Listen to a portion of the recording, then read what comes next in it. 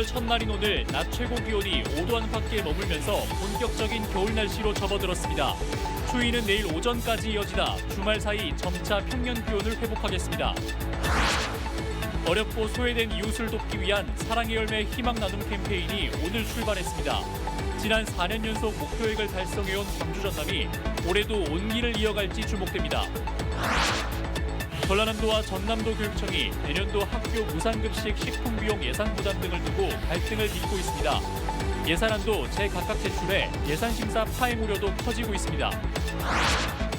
담양군 우정면 졸속 관광단지 개발 계획과 관련해 주민들이 대책위를 꾸려 공문서 위조 혐의로 담양군과 건설사를 고발했습니다. 하지만 2달이 넘도록 수사가 이뤄지지 않아 주민들의 불안감이 커지고 있습니다. 12월의 첫날인 오늘은 본격적인 겨울로 접어들면서 종일 추웠습니다. 어제부터 내린 눈이 오전까지 이어지면서 곳곳에 눈이 쌓이기도 했습니다. 임경섭 기자입니다. 나뭇가지마다 새하얀 얼음이 내려앉았습니다. 밤새 내린 눈으로 무등산 서석대 주변은 하얀 눈밭으로 변했습니다. 눈이 녹아 흐른 물이 추운 날씨에 이렇게 꽁꽁 얼어붙으면서 커다란 고드름도 열렸습니다. 등산객들도 강한 바람을 맞으며 발길을 재촉합니다. 중심사에서 지금 서석대로 올라가려고 아침 한 8시 정도 나왔습니다. 12월 첫날 하얀 눈을 보니까 너무 좋은 기운을 받은 것 같고 상당히 생각보다 지금 영하권이고 바람도 mes었고 좀 차갑습니다. 예, 그래도 뭐 등산하는 데는 뭐 문제는 없을 것 같습니다. 오늘 아침까지 전남 서해안을 중심으로 대설특보가 내려지면서 영광과 목포에는 최대 2cm 안팎의 눈이 쌓이기도 했습니다. 광주와 전남 대부분 지역이 영하권에서 출발해 한낮에도 7도 안팎에 그치면서 추웠습니다.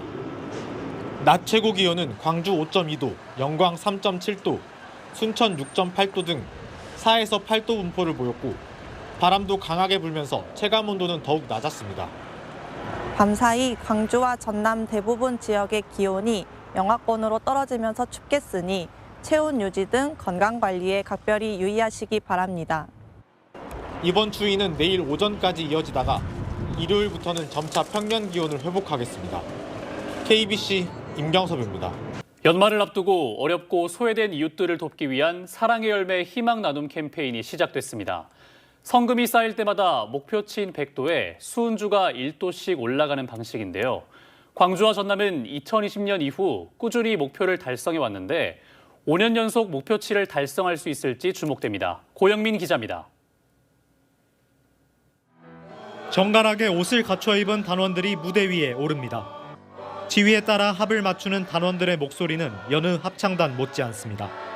30명의 발달장애인으로 구성된 푸른 꿈 합창단은 지난 2016년부터 사랑의 열매 등 모금을 통해 자신들이 좋아하는 꿈을 펼쳐나가고 있습니다. 처음에 무대 설 때는 좀 긴장하고 그랬거든요. 저희가 하다 보니까 좀 긴장이 풀리고 재밌고. 노래를 좋아하고 음악을 좋아하고 하는 부분에 있어서 이제 이건 그 차별이 없는 것 같아요. 그래서 그런 욕구들과 그런 기회들을 제공해주는. 도움이 필요한 이웃을 돕기 위한 희망 나눔 캠페인이 시작됐습니다. 목표액의 1%가 모금될 때마다 수은주가 1도씩 올라가는 사랑의 온도탑이 광주와 전남에 세워졌습니다. 나눔 캠페인이 성공적으로 마무리될 수 있도록 많은 관심과 참여를 부탁드리겠습니다. 올해 목표액은 광주 50억 7천만 원, 전남은 105억 5천만 원으로 지난해보다 상향됐습니다. 복지의 어떤 결실이 중요하기 때문에 좀 많은 후원자분들께서 후한 마음으로 오랫동안 지속해 주셨으면 좋겠습니다. 소외된 이웃들에게 온기를 전할 수 있는 모금 활동은 내년 1월까지 62일간 진행되며 행정복지센터에 방문하거나 ARS 전화 등을 통해 참여할 수 있습니다. 코로나 이후 어려운 경제 상황 속에서도 4년 연속 목표액을 초과 달성한 광주와 전남. 오늘 시작된 희망 2024 나눔 캠페인은 시민들의 따뜻한 온기로 온도탑 100도를 향해 나아갈 예정입니다. KBC 고영민입니다. 전라남도와 전남도 교육청이 내년도 학교 무상급식 식품 비용 예산을 두고 갈등을 빚고 있습니다.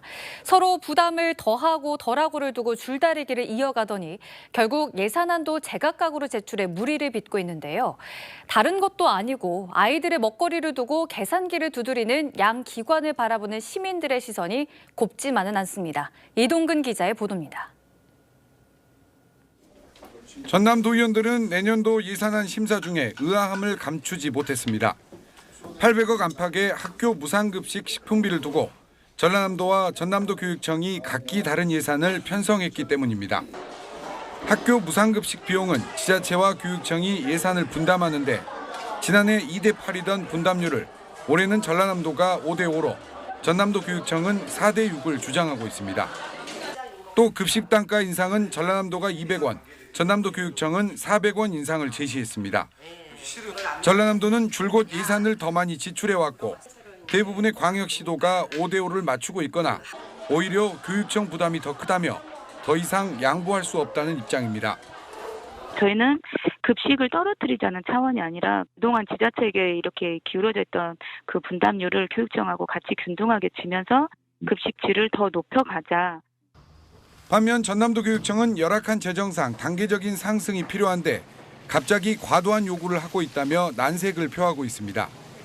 급식 단가의 경우도 17개 시도 가운데 13위로 400원을 인상하더라도 8위권으로 겨우 중간을 유지한다고 밝혔습니다. 일시적으로 한꺼번에 저희한테 요구하면 우리가 너무 예산이 많이 소요가 되고 하니 내년에는 4대6을 맞추고 그 다음 연도에는 연차적으로 도가 원하는 비율을 맞춰줄게 라는 입장이었거든요. 합의를 얻지 못하고 예산을 제각기 제출해 파행을 불러일으킨 것도 문제지만 다른 것도 아닌 아이들의 먹거리를 두고 벌어진 어른들의 탁상 공방은 빈축을 사고 있습니다. 두 기관이 단가나 아니 비율 부분에서 힘 겨루기를 지금 하고 있는 상황이라는 거죠. 이런 것들이 이제 도민한테 비춰졌을 때 도민들은 어떤 생각을 할까 이런 우려점들을 낳아준 것 자체가 문제이다. 이대로라면 예산 심사가 파행을 겪거나 급식의 질 저하로 이어질 우려가 큰 상황. 전국 최초 시행이라며 선진 행정으로 자화자찬했던 전남의 무상급식에 빛이 발하고 있습니다. KBC 이동근입니다. 영산강과 황룡강 수질과 유량을 개선하고 문화관광 시설을 조성하는 Y 프로젝트 예산을 광주광역시 의회 상임위원회가 일부 삭감했습니다. 광주시 의회 행정자치위원회는 투자 심사를 먼저 하고 예산을 편성해야 하는 절차를 지키지 않았고 취소 공법 등에서도 부서 간 의견 조율이 안 돼 있다며 관련 예산 76억 원 가운데 22억 원을 깎았습니다. 이번 예산은 예결위 심의를 거쳐 14일 본회의에서 최종 의결될 예정입니다. 내년 총선에서 지역구 후보들의 선거 비용 제한액이 광주 평균 2억 300만 원, 전남 2억 8천만 원으로 확정됐습니다.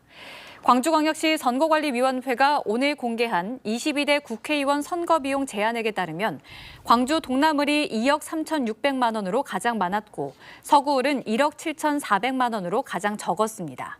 전남은 고흥, 보성, 장흥, 강진 선거구가 3억 8,070만 원으로 제한액 기준이 가장 높았고 여수시을이 1억 8,300만 원으로 가장 낮았습니다.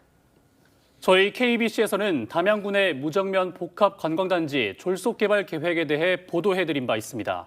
주민들이 대책위원회를 꾸려 담양군과 해당 건설사를 공문서 위조와 농지법 위반으로 경찰에 고발한 지도 2달이 넘었는데요. 하지만 무슨 이유에선지 수사는 제대로 이루어지지 않고 있습니다. 최용석 기자입니다. 지난 9월 21일 주민들은 무정면 복합 관광단지 토지 거래에 불법이 있다며 담양군과 건설사를 경찰에 고발했습니다. 주민들이 경찰에 고발한 내용은 담양군의 허위 공문서 작성과 건설사 회사 대표의 개인 농지법 위반, 담양군이 개발 예정지의 65%가 매매됐으니 빨리 협조하라는 공문을 주민들에게 보냈으나 65%의 매입률은 사실과 다른 것으로 드러났습니다. 또 주민들은 건설사 대표 최모 씨가 개발 예정지 내에 있는 농지를 농사도 짓지 않으면서 개인적으로 사들였다며 농지법 위반으로 최 씨를 고발했습니다. 하지만 사건 접수 2달이 넘었지만 수사는 진척이 없습니다. 수사를 담당하고 있는 전남경찰청 반부파 수사 2대는 아직까지 담양군이 출석 일정을 조정하고 있다며 수사를 늦추고 있습니다. 그 사이 건설사는 주민들을 상대로 토지 매입을 위한 압박을 계속하고 있습니다. 특히 무정면에 고향을 둔 출향민들까지 직접 전화통화하며 토지를 강제 수용할 수 있다며 반협박까지 하고 있습니다. 나중에 수용령 만약에 들어가면 감정가요 거기요 15,000원도 안 나와요. 현재 토지보상법상 공익사업이 아니거나 개인이 거부하면 토지를 강제 수용할 수 없습니다. 담양군과 경찰의 이유를 알 수 없는 늦장 대처에 주민들만 애를 태우고 있습니다. KBC 최용석입니다. 자전거를 타던 60대가 화물차에서 떨어진 건축 자재에 맞아 숨졌습니다. 나주경찰서에 따르면 어제 오후 2시 10분쯤 나주시 세지면의 한 도로를 달리던 1톤 트럭 적재함에 실려있던 건축 자재가 떨어져 옆을 지나던 60대 자전거 운전자가 머리를 크게 다쳐 병원으로 옮겨졌지만 숨졌습니다. 경찰은 트럭 운전자가 화물을 제대로 고정하지 않아 사고가 난 것으로 보고 정확한 경위를 조사하고 있습니다. 올 들어 전국의 미분양 물량이 감소한 가운데 광주와 전남의 미분양 물량은 오히려 증가한 것으로 나타났습니다. 국토교통부 주택통계에 따르면 지난 10월 말 기준 광주의 미분양 물량은 568호, 지난해 말보다 2배 가까이 급증했고 악성 미분양으로 꼽히는 준공후 미분양도 238호로 같은 기간 5배 이상 늘었습니다. 10월 말 기준 전남의 미분양 물량은 3,585호로 지난해 말보다 18% 증가했습니다. 김장철을 맞아 주변 어려운 이웃들에게 김치를 나누는 행사가 이어지고 있습니다. 오늘은 광주광역시 서구 광천동에서 지역사회 보장협의체 위원과 공무원 등 22명이 참여해 김장김치를 직접 담가 돌봄 이웃 100여 세대에 전달하는 행사를 가졌습니다. 월파 고 정성민 초대 신안군 의원의 뜻을 기리는 월파 장학재단이 지역 인재들에게 장학금을 수여했습니다. 월파 장학재단은 오늘 목포와 신안에서 추천된 대학생과 중고등학생 등 35명에게 3천여만 원의 장학금을 전달하고 격려했습니다. 월파 고 정성민 의원은 민주화와 인권운동을 위해 헌신한 초대 신안군 의원으로 고인의 유지를 받들어 지난해 장학재단이 설립됐습니다.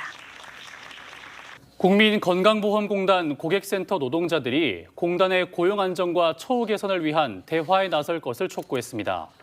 공공운수노조 국민건강보험 고객센터 지부는 오늘 총파업 결의대회를 열고 상시, 지속, 필수 공공서비스 업무에 대한 비정규직 노동자들의 정규직 전환이라는 합의가 있었다며 대량 해고와 구조조정을 막기 위해 조건 없는 대화의 장에 즉각 나서라고 강조했습니다.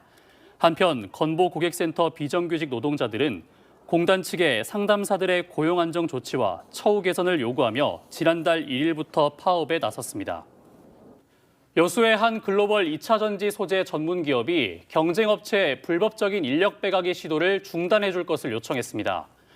여수 산단 A 2차 전지 전문 기업은 경쟁업체인 B기업에 공문을 보내 전현직 임직원과 협력사에 접촉해 부적절한 방법으로 영업비밀과 산업기술을 취득하려 시도한 사실을 확인했다며 이는 명백한 법 위반 행위라고 강조했습니다. 이에 대해 B기업은 오해의 소지가 될 사항이 있었다면 미안하다며 앞으로는 A사 임직원들에게 접촉해 영업비밀과 산업기술 취득을 시도하지 않겠다고 밝혔습니다. 한국에너지공대 이사회가 차기 이사회에서 총장 해임안을 상정하기로 한 것에 대해 시민사회단체가 반발했습니다. 한국에너지공과대학교 정상화 촉구 나주시민대책위는 산업부 감사에서 지적된 사항은 설립 초기 규정 미비 등으로 어느 기관에서나 발생할 수 있는 일인데도 이사회를 동원해 초대 총장을 해임하려 한다며 이는 의도된 정치 공작이라고 비판했습니다. 어제 한국에너지공대 이사회는 총장 해임안의 상정이 타당한지 논의한 뒤 차기 이사회에서 총장 해임안을 안건으로 상정해 심의 의결하기로 결정했습니다. 태평양 전쟁 당시 일본에 강제징용돼 숨진 피해자의 유골이 80년 만에 고국으로 봉환됩니다. 행정안전부에 따르면 지난 1942년 11월 일본군에 의해 남태평양 타라와 섬에 끌려가 이듬해인 1943년 11월 25일 미군과의 전투에서 숨진 고 최병현 씨의 유골이 오는 4일 고향 영광군으로 돌아옵니다. 한국에서 6,000km 떨어진 타라와 전투에서 숨진 한국인은 1,117명으로 유해가 돌아오는 것은 이번이 처음입니다. 윤석열 정부 2기 해양수산부 장관 후보로 박성현 여수광양 항만공사 사장이 거론되고 있는 것으로 전해졌습니다. 윤 정부의 2기 내각 출범이 다음 주 초로 다가온 가운데 차기 해수부 장관에는 송상근 전 해수부 차관, 김인현 고려대 법학전문대학원 교수, 박성현 여수광양 항만공사 사장 등이 후보로 언급되고 있는 것으로 알려졌습니다. 박 사장은 전 목포 해양대 총장 출신이자 해양 전문가로 윤 정부의 19개 부처 장관 가운데 광주 전남 출신이 한 명도 없어 지역 안배가 필요하다는 지적에 따라 후보군에 오른 것으로 알려졌습니다.